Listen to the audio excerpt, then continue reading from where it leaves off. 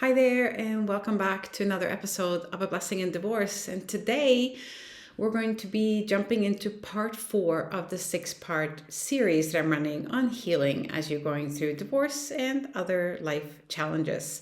Today, I want to talk about managing expectations of ourselves and of others.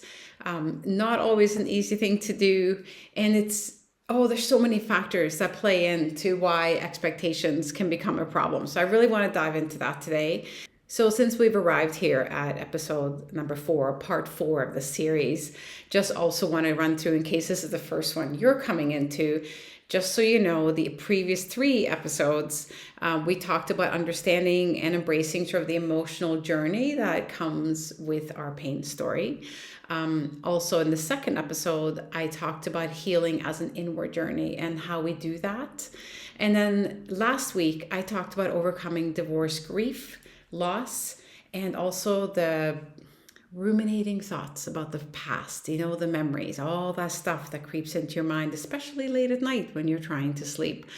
So these episodes are all building on each other and building towards your healing journey. I'm really looking forward to jumping into today's episode. So like I said, we're talking about managing our expectations of ourselves and of others. It's an important part of our healing process as we go through divorce and other life challenges, as I said. So let's just jump into this and let's see what kind of work we can get done today together. Hello, and welcome back to another episode of A Blessing in Divorce. I am so grateful to be allowed into your headset and day today. My name is Elizabeth, and I'm the host of this podcast and the owner and founder of The Separation Club, which is the club you never wanted to be part of, but the best club to be in if you're going through separation and divorce. Here we talk about how to heal, move forward, and find love if you're so inclined. Also, motherhood through divorce, finding yourself, and creating the life you deserve. Our tools are community, sisterhood, honesty, vulnerability, spirituality, and coaching. And that's when we aren't talking to our experts. I'm also a divorced mother of 4 adult sons, remarried, and a stepmom to 3. So we will be talking about everything that goes with all of that here. If you are recently separated, thinking of separating, divorcing, or even beyond your divorce, but still feeling it, then this is the podcast for you. Welcome back. So let's dive into this episode where we're talking about managing expectations. Now, for those of you that have been here with me for a while, you've heard me talk about this before, but this is going to be in a slightly different context, and of course, we're putting it into this series. So I want to look at the different kinds of expectations that exist in our lives, because there's so many, like imposed on us by family and society and our own personal belief system and so on. So for example, there are our self-imposed expectations, what we believe in, what we think we should be doing, the things that are attached to our ego, which I talked more about in part 1. And then there's the expectations that we experience from others. And I just want to say very quickly on that, we'll get more into it, but expectations from others, you need to get very clear with yourself about whether these really are expectations of others, like they've said so, or do you think they are? It kind of drifts into the self-imposed expectation. So even though these are 2 different things, there's a crossover depending on what you're thinking around it is. So when you're thinking about, well, that's what they expect of me, make sure that that's true and that it's not a self-imposed expectation. So that's the difference between the 2. And then, of course, we move into realistic versus unrealistic expectations. And we're going to dive more into that. The other thing that we need to take a look at today is the impact of expectations on our lives, the quality of our lives, and our mental health, really. Unmet expectations, like if we are imposing expectations on ourselves, we're experiencing very high expectations from people around us, people who matter to us. It could be bosses, family members, spouses, children, friends, whoever. The experience of not meeting expectations or having our expectations so not met, unmet expectations essentially, can really lead to a lot of stress and disappointment and self-doubt, we can start doubting our capacity or ability to manage life and to live up to people's expectations, and that can feel really damaging. So we do need to take into account as well the role of societal expectations and cultural pressures. There's a lot of that going on, depending a little bit on your upbringing, where in the world you're from, and who you have married, and the different family dynamics that are going on. So let's dive into this and let's get into understanding what goes on around our self expectations first. So, some of the ways that we can get in touch with what our own self expectations are is through journaling and self reflection. You might also see a therapist or ask your therapist if you're already in therapy, but helping you identify those. Your coach could also help you with that. But it's really just sitting down and reflecting on, like, literally asking yourself the question of what is it that you expect of yourselves. Some of the typical or some examples of self expectations post divorce or even during a divorce is, for example, expecting to move on and heal really fast, believing that one should be completely independent and self sufficient immediately. And that can be really like leveling to realize that that's not how it works. Feeling the need to maintain a perfect household and lifestyle. This is such a common problem because we feel like the whole world as we know it has kind of fallen apart. It's just the rug's been pulled out from under us and nothing is the same anymore. But we feel this, or rather, we impose this expectation on ourselves that everything should be just the same. We should be just as calm and together and organized and great mom and great friend and great daughter and great whatever. It's not realistic. Your life has literally been flipped upside down. There are going to be repercussions emotionally, mentally.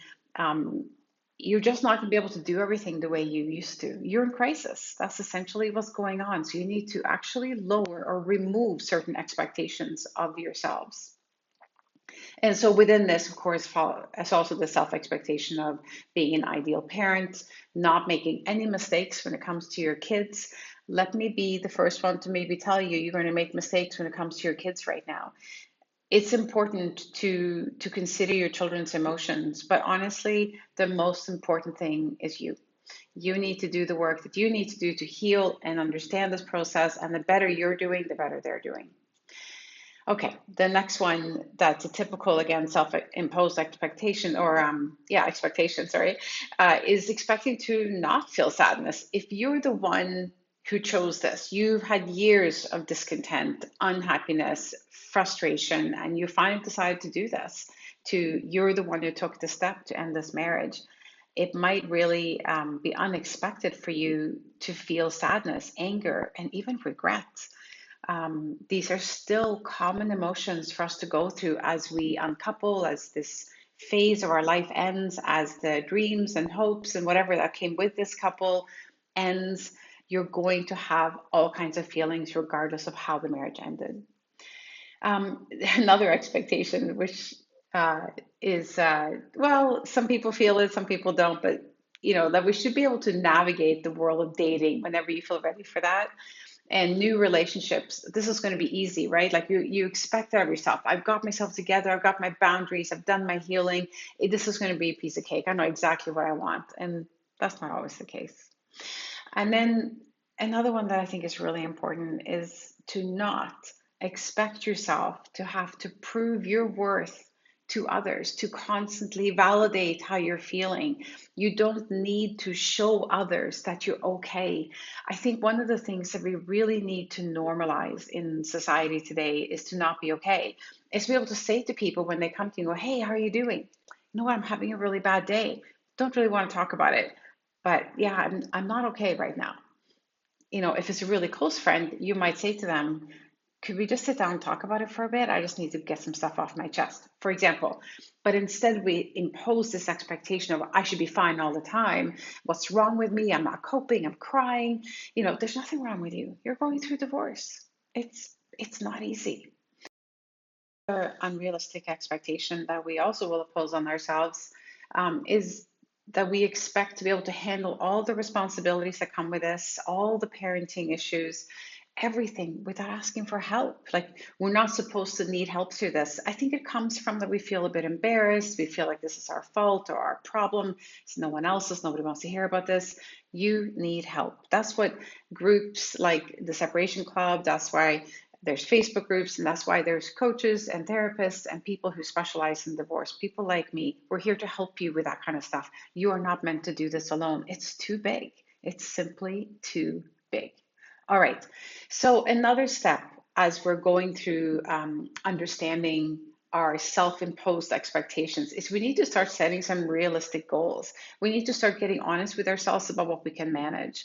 So when you find yourself imposing expectations on yourself, start asking yourself, is this realistic?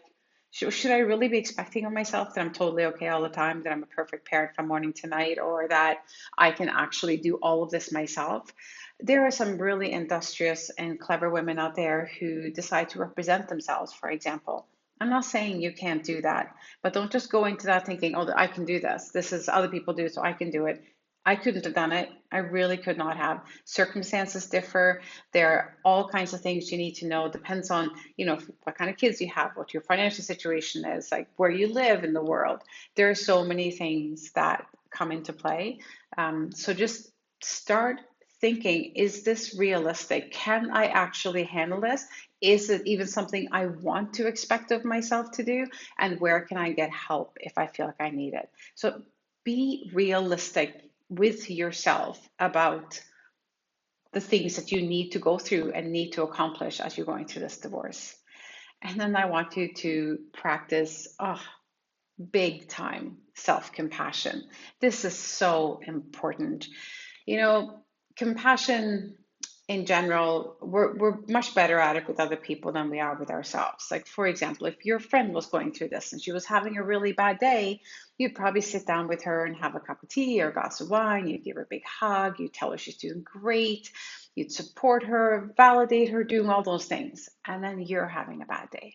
And you get up in the morning and you're having a shitty day. You can just feel it. You're at the verge of tears. You get your kids off to school. You're just trying to get through the morning, get yourself to work. You're crying in the car. Your makeup's running and you're beating yourself up. What's wrong with you? Why can't I keep it together? Everybody else keeps it together. I'm just crying all the time. What is wrong with me? I'm a horrible person. I'm a failure, whatever. Stop it. Like, literally stop it. Be compassionate with yourself. Be able to kind of sit down beside yourself and put your arm around yourself, just like you would with your friend, and just say, it's okay. Let's just take a minute and let's just cry. Let's just get it all out. Let's journal, maybe call your therapist or coach, call your friend, get it out. Talk about it, think about, just write about it, do whatever it is you need to do. And be kind with yourself. Don't, again, remove the expectations. When we're being compassionate with ourselves, the expectations fall away. So really try to practice some self-compassion with yourself all the time. Whenever you feel like you're failing, okay, that's in air quotes for those of you who can't see me, it's time for you to practice self-compassion. Talk about managing expectations from others. It can be harder sometimes because we can't control what they say to us, what they believe, and what they think that we should be doing. We can't control that. The only thing we can control is our reaction to it and our response to their expectations. So the very first thing you need to do is start communicating some boundaries. If you have someone in your life who is imposing expectations on you that are unrealistic for you, or maybe don't meet your sense of values or what you want to do. Okay. Generally speaking, when somebody's imposing expectations on you, it's very often none of their business. It's not their place to be doing so. And they're usually doing it from a place of their own fears, their own issues, and their own expectations of what they think they would do if they were going through the same thing, but they're not. So they don't actually know what it's like to be you. So anyway, set some boundaries, communicate your boundaries to them. It is not enough that you're just thinking it. You need to be very clear. I don't want to have this conversation with you, or it is really uncomfortable for me, when you impose your expectations on me like that, or I find it very unsupportive when you talk to me like that. I need support right now, kindness, compassion, patience. I don't need people telling me what to do and what I should be doing. Like whatever way that you need to communicate it, by all means, try to be, gentle and kind when you express it, but be very clear and be firm. Okay. And it doesn't matter if it's boundaries with your family, your friends, it could be your adult children, you could be your ex, and your colleagues, people at work. Everybody has something to say. So be be clear with yourself about what you can handle, and then be clear in communicating it to them. You can also here talk to your coach, someone like myself, or your therapist about like what words to use, especially if it's someone that you're thinking might not react well. And I just want to say and remind you that when you are imposing boundaries that are necessary for your own mental health, the way that they react is really not your problem. As long as you're communicating in a respectful way, you're being clear, you're not being mean, you're not accusing or blaming, you're just simply stating, this is my boundary, I can't handle this, whatever. Um, their reaction is actually not your fault, not your problem. I know it can be unpleasant at times, but that doesn't mean that you're wrong. So learn to kind of get comfortable with not being the only one in the room who should be uncomfortable. Because the thing is, when you don't set your boundaries and you don't stop them from doing what they're doing, you feel uncomfortable, you feel unsettled, you feel sad, you feel put upon, whatever it is that you feel. There's no reason you should have to hold on to that if they are imposing something on you that's not comfortable.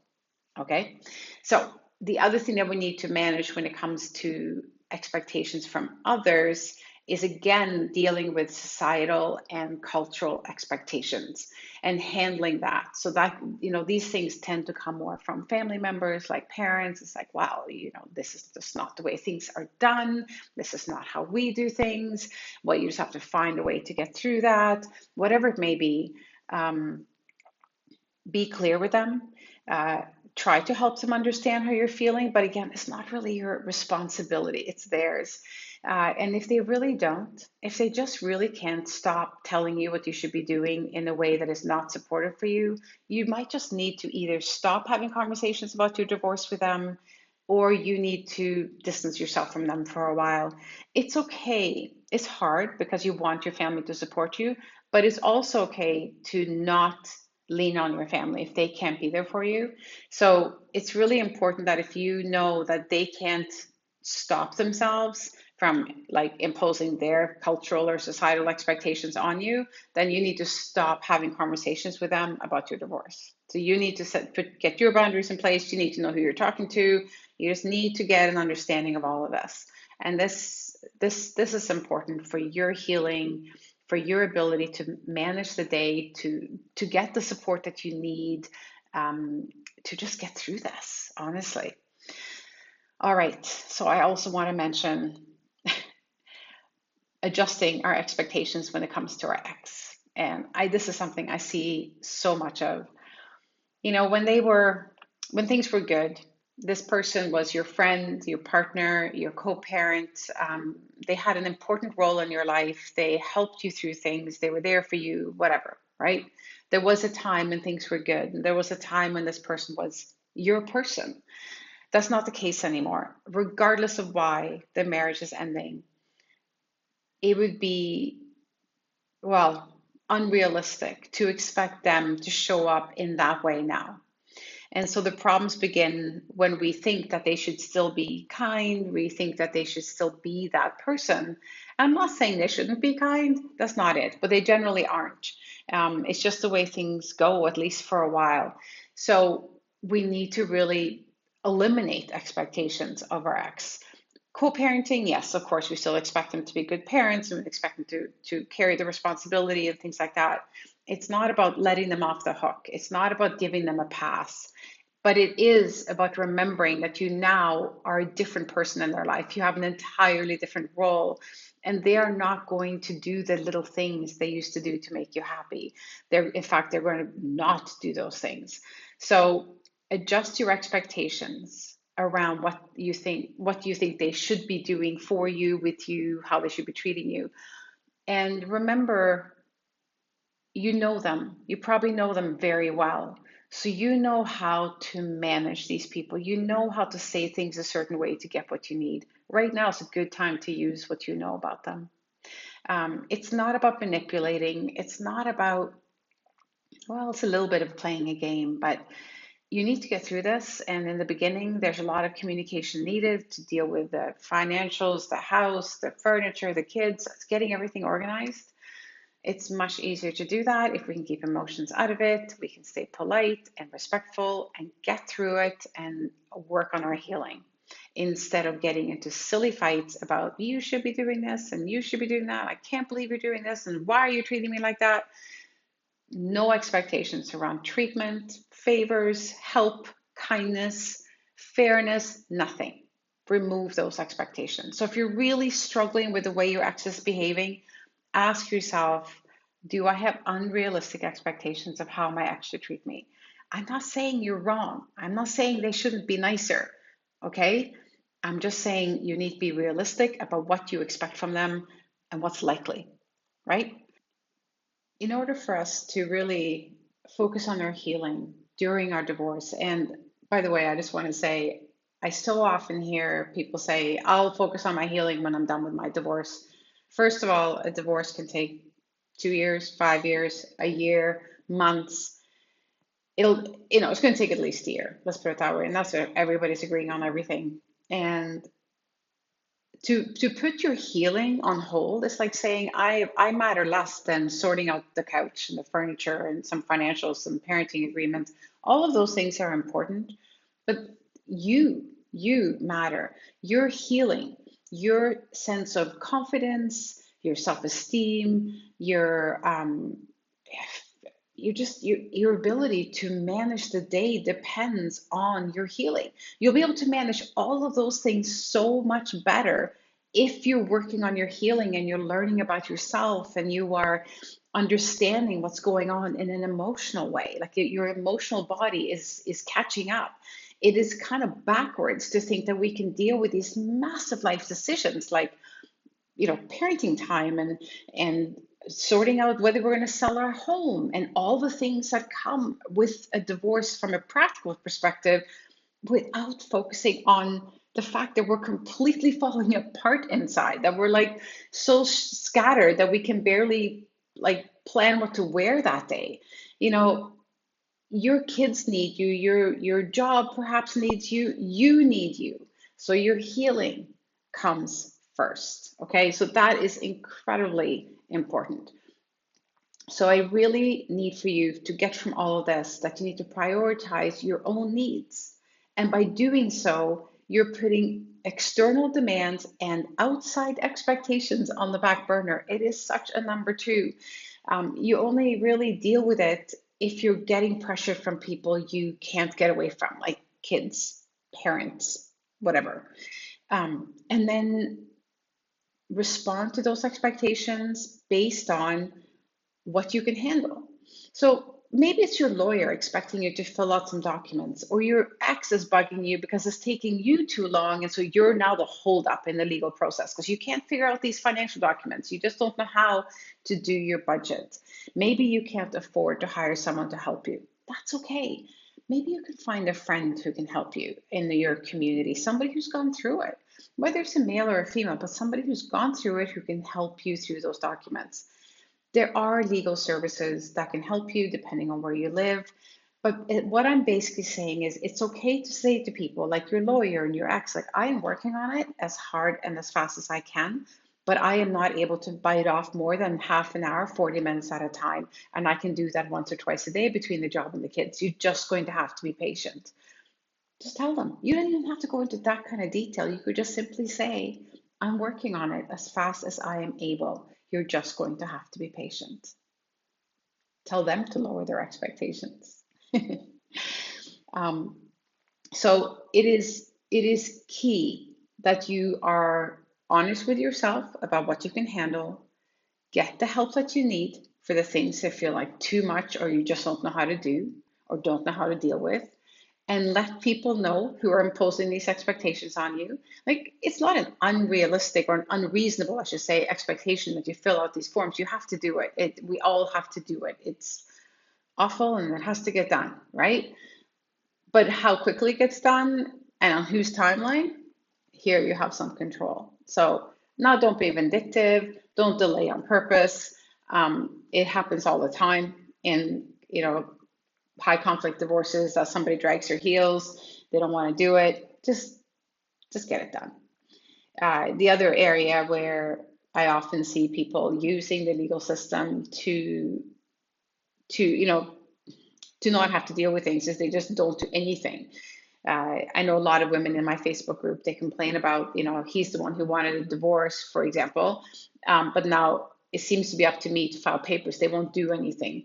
And that is very typical. And the reason that that tends to happen, and it might be playing into why you might be delaying or avoiding or doing anything like that, is the person who actually files for the divorce, who gets the legal process started, who starts talking about selling a house, that person is often seen as the bad guy, right? Oh, well, this is a person who started it all, who got the process going. That's not where it started. You know that, they know that, and who cares what everybody else thinks? You know that the reason you are in this situation, the reason you're going through this is whatever the reason is. The fact that you are the one who starts the legal process, or you are the one who files the papers, that doesn't matter. If they want to go around and tell everybody who cares to listen, well, she's the one or he's the one or whatever who is divorcing me, whatever. They're just being a victim. They don't want to take responsibility for their role.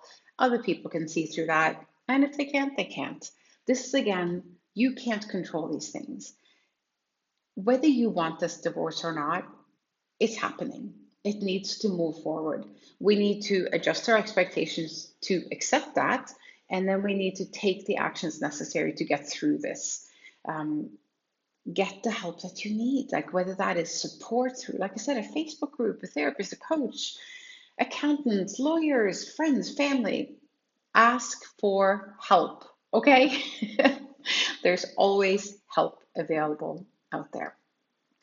So before I go today and end our conversation today about expectations, I hope this has been helpful for you. It's hard to not fall victim to, if you will, expectations, whether they are our own, whether they are cultural, whether they are from other people. Our whole world is built around expectations and what we should do and shouldn't do and what's normal and what's expected and whatever. We build our lives around it.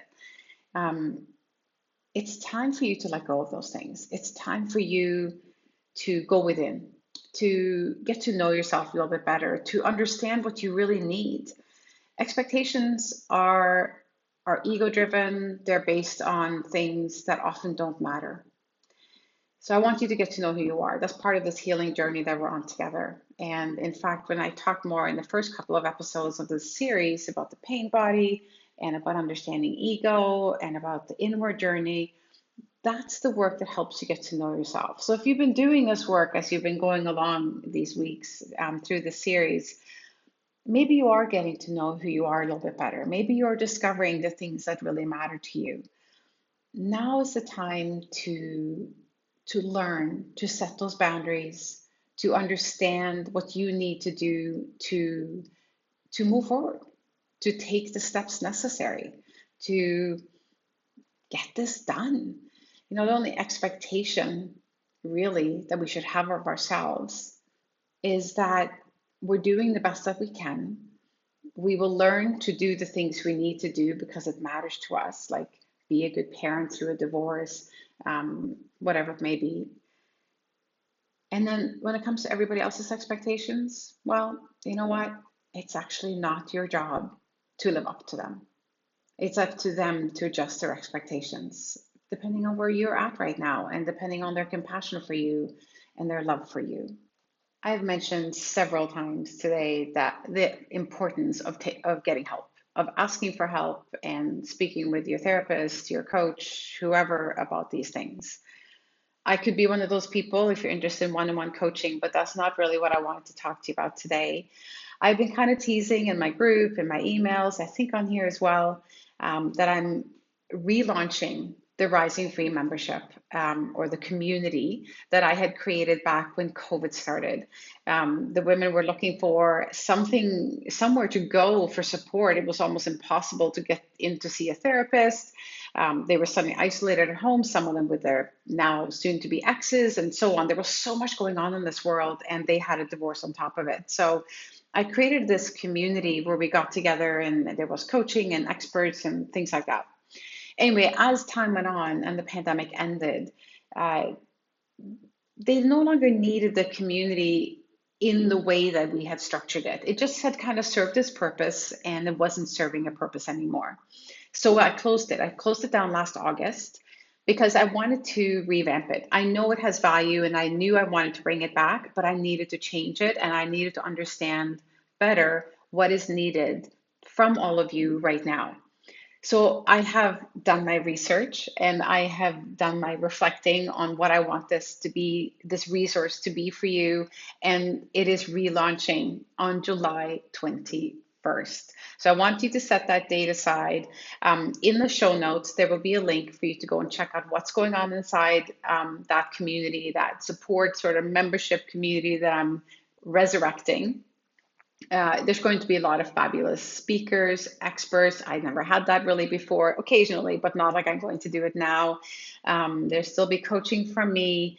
There'll be a lot of resources. We're really going to focus on the things that you need, the things that you are looking for to move forward, to heal, and to get all of this unpleasantness done.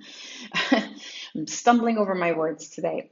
The first speaker that I'm going to have is actually a financial expert. So I'm going to tell you more about her in another episode. But for now, I encourage you and invite you to check out the page, to learn more about what's coming, and go back there. There's going to be updates there all the time with our speakers and so on. I just want to get something out there so you can start getting excited with me.